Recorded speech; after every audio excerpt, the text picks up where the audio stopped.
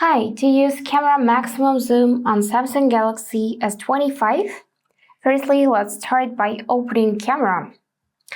Now, make sure that you're in photo mode, and here you'll see this tab with zoom. So in photo mode we got maximum zoom up to 30x, which you can reach by tapping like that. And basically this is how it will look. So 30x is perfect for taking photos at really long distance.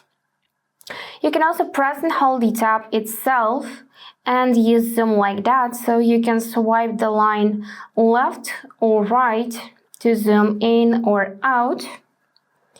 So we got this range from 0.6x to 30x zoom. And now let's talk about video zoom, so switch to video. And if we tap here, we'll see that in full HD mode we got zoom up to 12x. And also we got the same in Ultra HD, but if you switch to 8K, then you'll see that we got only up to 5x zoom.